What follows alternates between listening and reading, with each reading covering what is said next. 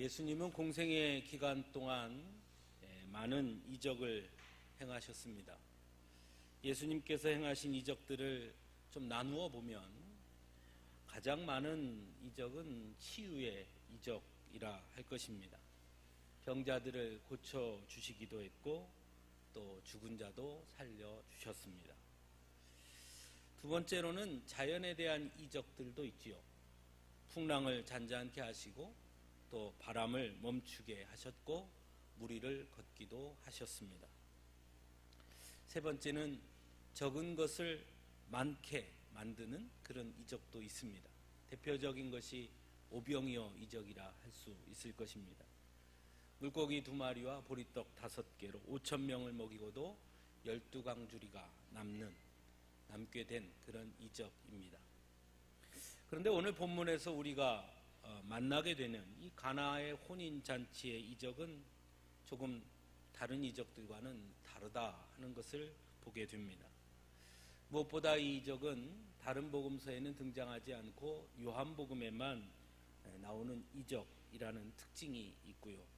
무엇보다 다른 이적과는 달리 물질의 변화를 일으킨 이적이라는 특별함이 있습니다.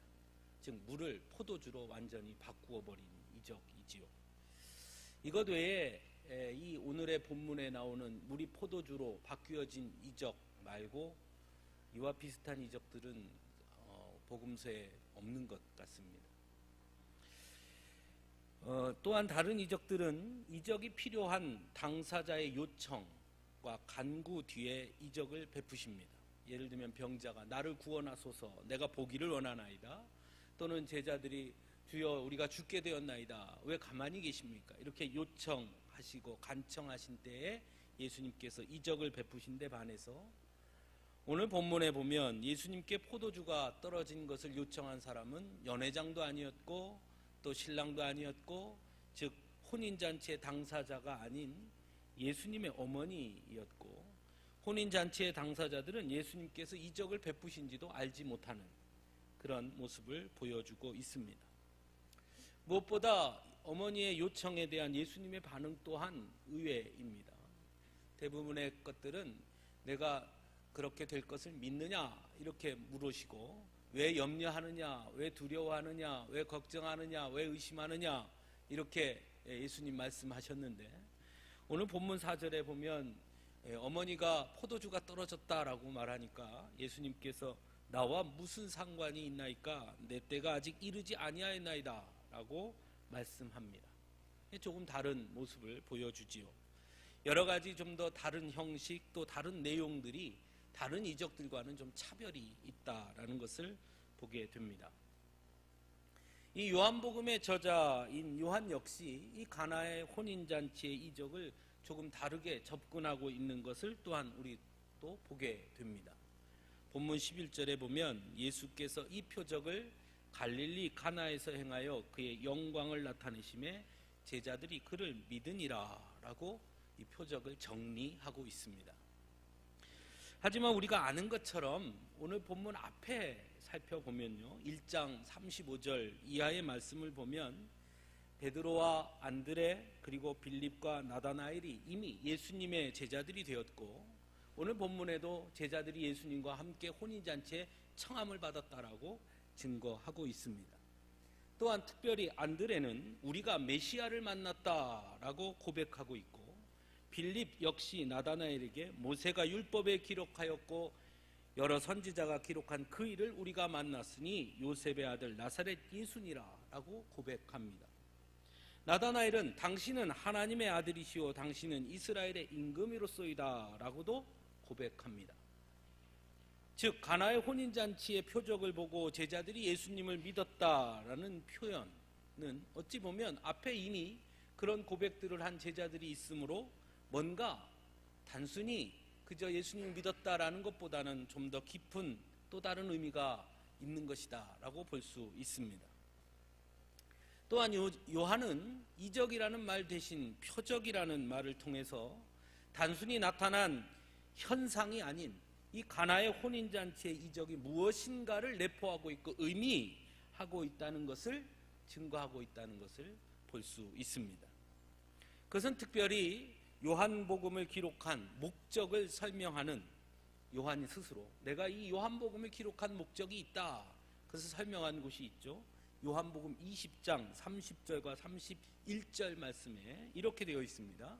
예수께서 제자들 앞에서 이 책에 기록되지 아니한 다른 표적도 많이 행하셨으나 오직 이것을 기록함은 너희로 예수께서 하나님의 아들 그리스도이심을 믿게 하려 함이요 또 너희로 믿고 그 이름을 힘입어 생명을 얻게 하려 함이니라 라고 밝히고 있습니다.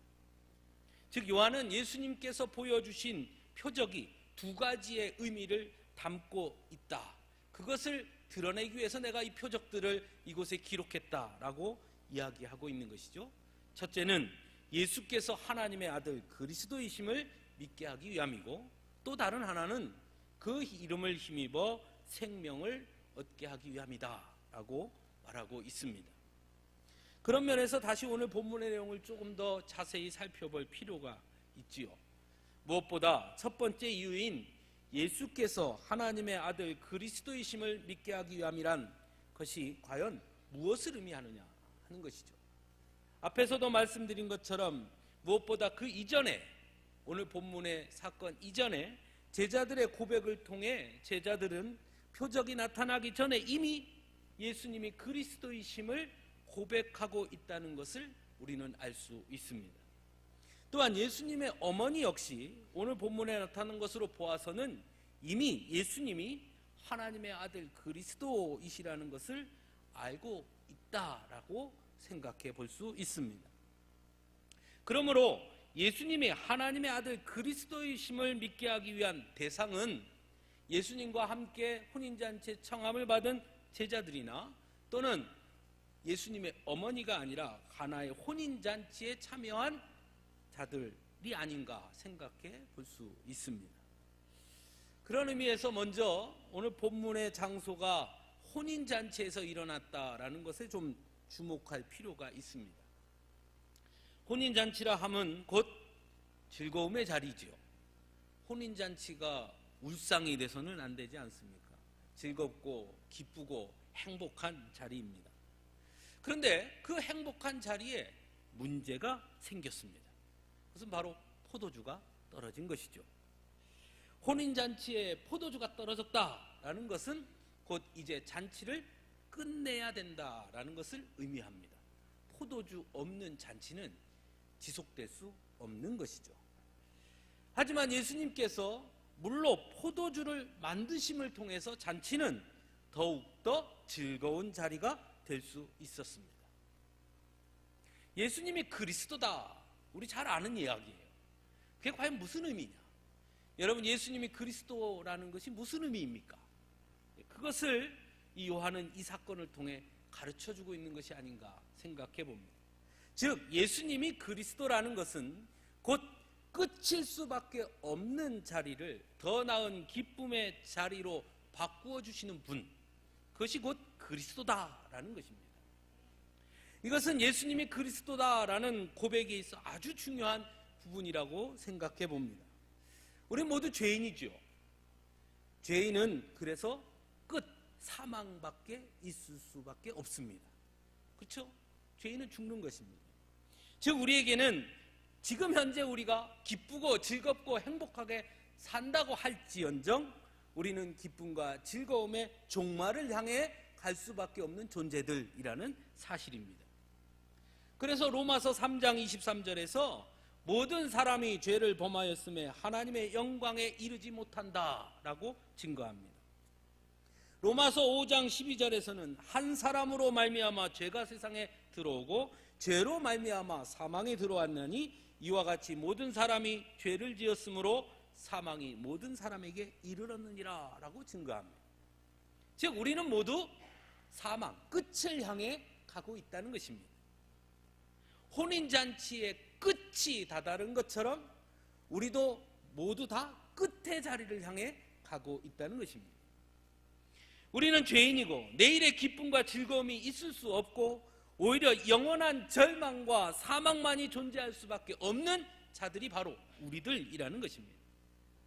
하지만 그 자리에 예수님이 그리스도로 오심으로 절망과 사망의 자리가 바뀌어 영원한 기쁨과 즐거움의 자리가 되었다라는 것입니다.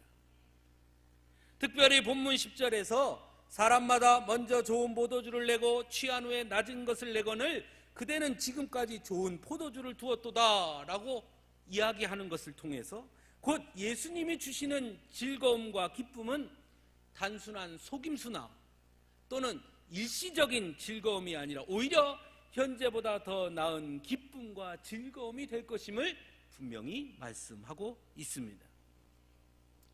예수님이 그리스도다라는 의미는 무엇이냐? 곧 그 안에 있을 때 우리는 영원한 기쁨과 즐거움을 누리게 된다라는 것입니다. 또한 물을 포도주로 바꾼 이적을 통해서 그 기쁨과 즐거움은 오직 예수 그리스도를 통한 변화를 통해 이루어진다라는 것 또한 가르쳐주고 있습니다. 특별히 오늘 본문에 보면 물을 포도주로 바꾸는 데에는 매우 특별한 장치가 있는 것을 보게 됩니다. 그냥 야, 물 떠다 줘라. 그럼 떠다가 탁 주면 그게 그냥 포도주 샥 할 수 있었을까요? 없었을까요? 예수님이 예? 예? 할 수 있었겠지요? 모르지요 뭐. 하실 수 있었을 겁니다. 그런데 그렇게 바로 물을 포도주로 바꾸신 것이 아니라 오늘 본문에 보면 유대인의 정결 예식을 따라 두세 통 드는 돌 항아리 6에 물을 가득 채우게 하시고 그것을 떠줄 때 물이 포도주로 변했다라고 증거하고 있습니다. 왜 예수님은 유대인의 정결 예식에 쓰이는 돌 항아리에 물을 채우게 하셨을까? 다른 것도 아니고 왜 그 돌 항아리에 물을 채우게 했을까? 또한 요한은 왜 굳이 이 가나의 혼인잔치를 이야기하면서 그 사실을 이렇게 분명하게 기록하고 있을까? 그냥 괜히라기보다는 거기에는 분명 의미가 있고 의도가 있다라고 생각하는 것이 합리적일 것입니다. 그 의미가 무엇일까요? 요한복음 13장 34절에서 예수님께서 제자들에게 새 계명을 주셨음을 증거하고 있습니다. 그리고 그 새 계명은 바로 사랑의 계명이라고 말씀합니다. 즉 구약의 정결 예식이 아닌 예수님을 통한 십자가에 담긴 사랑의 언약 아래 주어진 그 새 계명을 통해 변화가 일어날 때, 즉 물이 포도주로 변화되듯 완전히 새로운 피조물이 될 때 우리는 영원한 기쁨과 즐거움을 누릴 수 있게 된다라는 것을 의미하고 있는 것이죠. 그래서 사도 바울은 우리가 잘 아는 말씀처럼 고린도후서 5장 17절에서 그런즉 누구든지 그리스도 안에 있으면 새로운 피조물이라 이전 것은 지나갔으니 보라 새 것이 되었도다 라고 증거하고 있습니다. 즉 오늘 말씀에 대비해 보면 예수 그리스도 안에서 이전 것이었던 물이 변하여 새로운 피조물인 포도주가 되어진 것, 그러므로 우리는 영원한 기쁨과 즐거움을 누리게 된다. 옛 것이 아니라 그 옛 것이 변화되었을 때 우리는 새로운 피조물이 된다라고 증거하고 있는 것이죠. 이것은 요한복음 3장에 등장하는 니고데모와의 대화에서 예수님께서도 분명히 말씀하신 일입니다. 사람이 거듭나지 아니하면 하나님의 나라를 볼 수 없느니라. 사람이 물과 성령으로 나지 아니하면 하나님의 나라에 들어갈 수 없느니라. 육으로 난 것은 육이요 영으로 난 것은 영이니 내가 내게 거듭나야겠다 하는 말을 놀랍게 여기지 말라. 즉 물이 예수님 안에서 포도주로 변화하지 않으면 기쁨과 즐거움의 잔치는 지속될 수 없는 것입니다. 물이 포도주로 변화된 것처럼 더 큰 기쁨과 즐거움이 그래서 임한 것처럼 우리 역시 예수 그리스도 안에서 완전히 변화될 때, 거듭날 때 영원한 혼인잔치, 하나님 나라의 기쁨과 즐거움의 잔치에 참여하는 자가 되는 것입니다. 그것을 오늘 이 요한은 가나의 혼인잔치를 통해 우리에게 가르쳐 주고 있습니다. 오늘 본문에서 또 한 가지 중요한 것은 예수님이 거절의 말씀을 하셨음에도 불구하고 예수님의 어머니의 태도가 놀랍습니다. 그 나와 무슨 상관이 있습니까? 내 때가 아직 이르지 않았습니다. 예수님은 분명하게 거절한 것입니다. 그런데 이 어머니는 하인들에게 이렇게 말합니다. 너희에게 무슨 말씀을 하시든지 그대로 하라. 하인들 역시 예수님의 말씀에 그대로 순종하는 것을 보여주고 있습니다. 놀랍죠? 물을 채우라는 거야 채울 수 있습니다. 근데 그거 떠다 주라 그러면 하인들이 뭐라 그러겠습니까?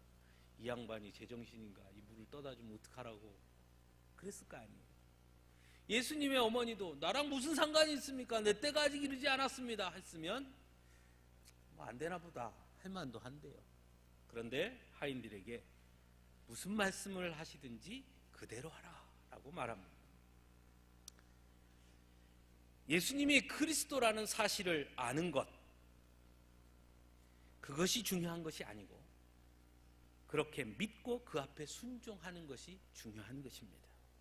그래야 변화가 일어나는 것입니다. 요한복음에만 있는 매우 특별한 이야기 중 하나가 죽은 나사로를 살리신 이야기입니다. 거기에 보면 예수님께서 나사로의 집에 이르렀을 때는 이미 나사로가 죽은 지 나흘이 지난 뒤였습니다. 무덤 안에 있었지요. 그때 예수님이 오시자 마르다는 예수님께 이렇게 이야기합니다. 주께서 여기 계셨더라면 내 오라비가 죽지 아니하였겠나이다. 그러나 나는 이제라도 주께서 무엇이든지 하나님께 구하는 것을 하나님이 주실 줄을 아나이다. 그러자 예수님이 그 여인의 이야기를 듣고 바로 이렇게 대답하십니다. 내 오라비가 다시 살아나리라. 그리고 우리가 잘 아는 것처럼 죽은 나사로를 살리십니다. 예수님이 그리스도라는 사실을 아는 것 정말 중요합니다. 하지만 더 중요한 것은 그것을 믿는 것입니다. 믿는다는 것이 무엇입니까? 그것을 인정하고 내 삶에 적용하는 것이 곧 믿는 것입니다. 단순히 아는 것으로 변화가 일어나지 않습니다. 공생의 기간 동안 많은 이들이 우리가 아는 것처럼 예수님을 따랐습니다. 그들은 예수님이 자신들이 기다리던 메시아라고 말하는 것을 주저하지 않았습니다. 하지만 그들은 예수님 앞에 자신의 모든 것을 맡기지는 못했습니다. 완전하게 믿고 순종하지도 못했습니다. 오히려 자신들의 생각과 판단을 더 앞세웠습니다. 그래서 예수님께서 빌라도 앞에 서자 돌변하여 그를 십자가에 못 박으라 하고 소리쳤습니다. 제자들 역시 마찬가지였습니다. 예수님께서 십자가에 달리실 것을 말씀하시자 그들은 예수님을 만류했습니다. 그것이 하나님의 방법이고 그리스도의 사랑이라는 것을 그들은 받아들이지 않았고 인정하지 않았습니다. 자신들의 생각을 더 앞세웠습니다. 사랑하는 성도 여러분, 예수님은 그리스도이십니다. 그렇게 믿으십니까? 그렇게 아십니까? 믿으십니까? 우리는 모두 그렇게 잘 알고 있습니다. 예수님은 그리스도이십니다. 잘 알아요. 하지만 중요한 것은 예수님이 그리스도 곧 나의 구원자라는 사실을 믿고 그의 말씀과 그의 방법에 순종할 수 있어야 한다는 것입니다. 그것이 비록 우리의 눈에는 십자가로 보이고 그것이 비록 우리의 눈에는 패배의 길로 보이고 비록 그것이 우리의 눈에는 고난의 길로 보이더라도 예수님이 가시는 길이라면 예수님의 방법이라면 순종할 수 있어야 그것이 진짜 예수님이 그리스도라고 믿는 것입니다. 그렇지 못하면 아는 것에 그치는 겁니다. 예수님의 어머니와 하인들은 예수님의 말씀에 절대적으로 순종했습니다. 자신의 생각과 판단을 내세우지 않았습니다. 오직 예수님의 뜻과 행하심을 따랐습니다. 예수님이 그리스도라는 것을 믿는다면 우리에게도 그것이 지금 필요합니다. 한국교회에 더 이상 기적이 일어나지 않는다. 누가 그러더라고요. 왜 그런 것 같습니까? 몰라서가 아닙니다. 30년 전에 신앙생활 하던 분들과 지금 여러분 비교해 보십시오. 여러분 훨씬 더 많이 압니다. 성경 공부요. 아마 몇 배는 더 했을 겁니다. 성경 읽은 거요, 몇 배는 더 읽었을 거예요. 불과 50년 전에는 글을 모르는 사람들도 성도 중에 꽤 많았습니다. 훨씬 더 많이 성경을 알고, 훨씬 더 많이 신앙생활을 통해서, 성경 공부를 통해서 뭐 교리도 알고 뭐 이것도 알고 저것도 알고 다 압니다.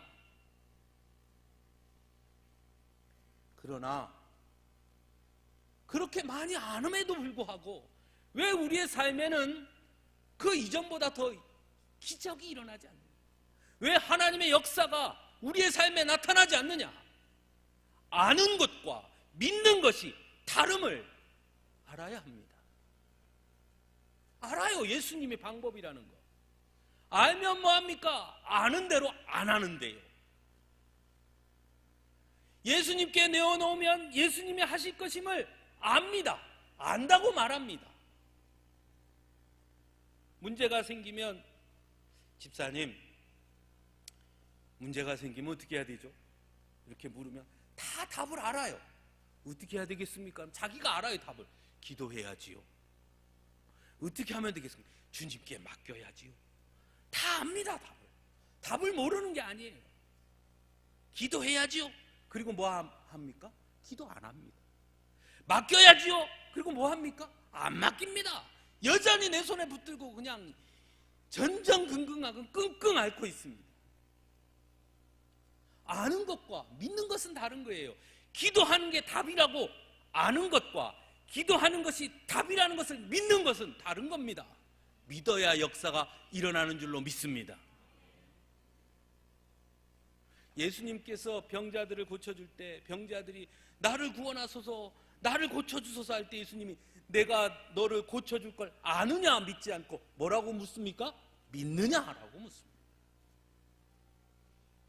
내가 아는 대로 될지어다 하지 아니하시고 뭐라고 말씀하십니까? 내 믿음대로 될지어다 하십니다. 사랑하는 성도 여러분, 여러분의 삶에 여러분의 믿음대로 되는 역사가 나타날 줄로 믿습니다. 그러니까 괜히 예수님 탓하지 마세요. 예?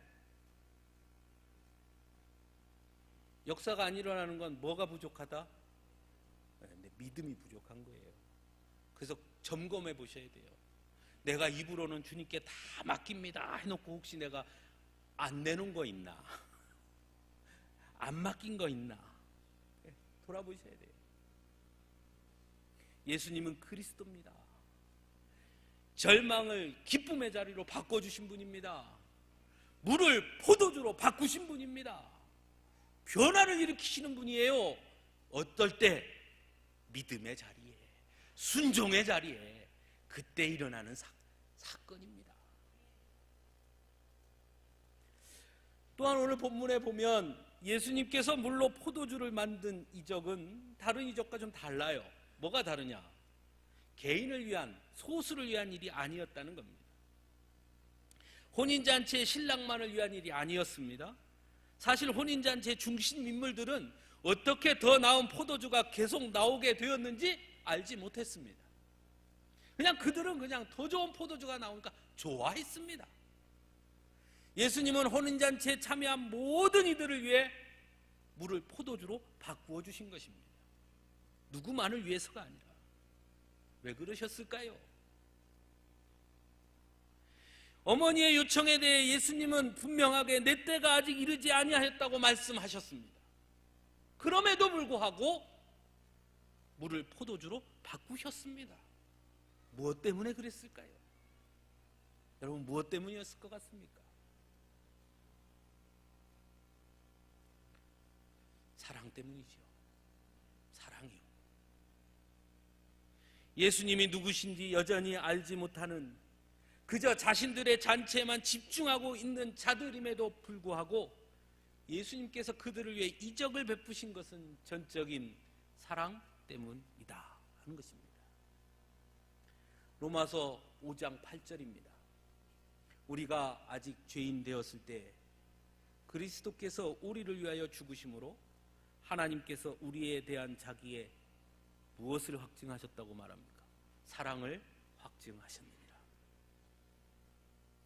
예수님은 우리가 예수님이 그리스도이시다라는 사실을 알기도 전에 여전히 죄 가운데 머물러 있으며 그저 나의 삶에만 집중하고 있는 그때에 바로 그런 우리들을 위해 죽으심으로써 우리를 향한 하나님의 사랑을 보여주신 분입니다.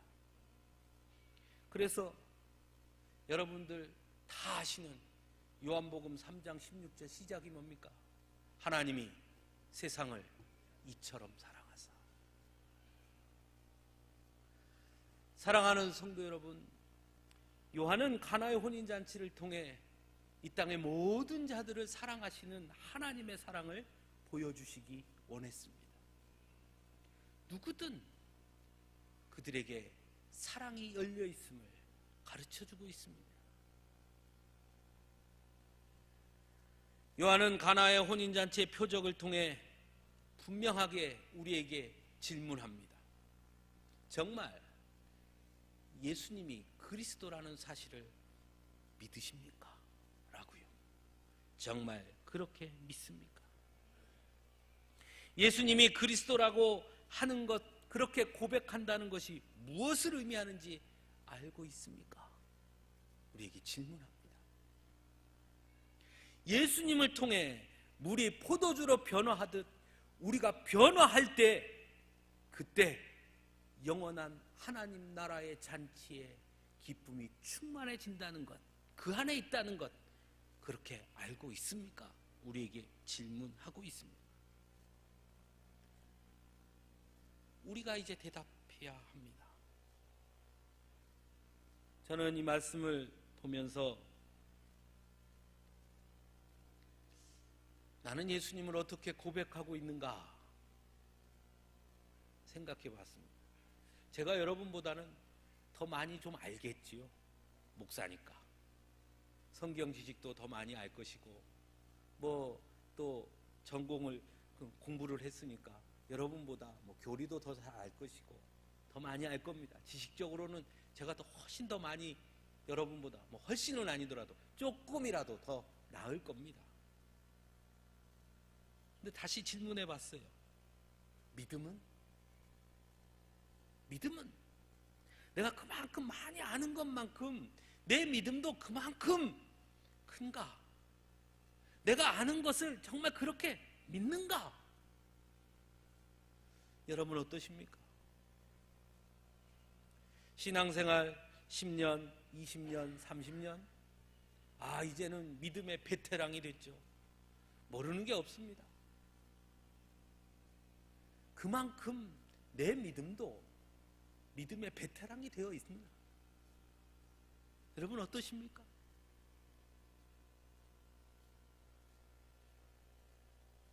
예수님이 그리스도라고 믿는다면 우리의 삶의 중심을 그 앞에 내어놓을 수 있어야 합니다. 나의 중심을 그 앞에 내어놓아야 돼요. 그러면 물을 포도주로 바꾸시듯이 절망의 자리를 기쁨의 자리로 바꾸시듯이 포로된 자에게는 자유를, 눈먼 자에게는 다시 보게 함을, 눌린 자를 자유롭게 하시는 그 변화가 우리 안에 일어날 것입니다. 이사야 61장 31절에 이렇게 말씀합니다. 슬퍼하는 자에게 화관을 주어 그 죄를 대신하며 기쁨의 기름으로 그 슬픔을 대신하며 찬송의 옷으로 그 근심을 대신하시고 그들이 의의 나무 곧 여호와께서 심으신 그 영광을 나타낼 자라 일컬음을 받게 하실 것이다. 누구를 통해요? 예수 그리스도를 통해요. 예수 그리스도를 믿음을 통해요. 그의 사랑 안에 거함을 통해요. 그 앞에 나의 모든 것을 내어놓음을 통해요. 예수 그리스도 안에 새로운 피조물로 변화됨을 통하여 이 놀라운 은혜와 축복이 임할 줄로 믿습니다. 사랑하는 성도 여러분, 우리는 2019년 믿음의 발걸음을 내딛자 했습니다. 중요한 것은 믿음입니다. 믿음. 한 해 동안 여러분 진지하게 고민해 보시기 바랍니다. 내 믿음이 어디까지인가? 믿음을 한번 작성해 보세요. 하나님이 방법입니다. 믿으십니까? 그 옆에 쓰세요. 내가 어떤 문제를 하나님의 방법으로 했는가? 하나님이 나의 전부이십니다. 그렇게 믿으십니까? 옆에 쓰세요. 내 남편은, 내 아들은, 내 딸은, 써보세요. 옆에 동그라미, X, 세모 해보세요. 이 안에 동그라미, 세모, X가 믿음이에요. 나의 믿음. 다 동그라미가 되어야 하나님이 방법이십니다를 뭐 하는 거예요? 믿는 거예요. 세모는 뭔지 아십니까? 믿을까 말까 한 거고요. X면 뭔지 아십니까? 안 믿는 거예요. 네? 아시겠습니까? 네. 어제 제가 제 아내한테 갑자기 이렇게 딱 보니까 제 아내가 너무 이뻐 보이는 거예요. 그래서 제가 아유 우리 마누라 참 이쁘다 제가 그랬어요. 그랬더니 제 아내가 뭐라 그런지 아십니까? 말만? 그렇죠. 제가 말만 했어요. 네. 이쁘면 이쁜 만큼 뭔가 행동이 있거나 뭔가 선물을 주거나 해야 되는데 저는 항상 말만 해요. 그래서 제가 항상 제 아내한테 나는 당신을 정말 사랑해 그래도 안 믿어요. 왜? 말만 하니까. 여러분 말만 해서는 안 돼요. 믿음의 행위가 있어야 합니다. 맡겨야 합니다. 여러분 올 한 해 여러분의 믿음이 예수는 그리스도이십니다라는 그 믿음이 분명해지는 한 해가 될 수 있기를 간절히 바랍니다. 함께 기도하겠습니다.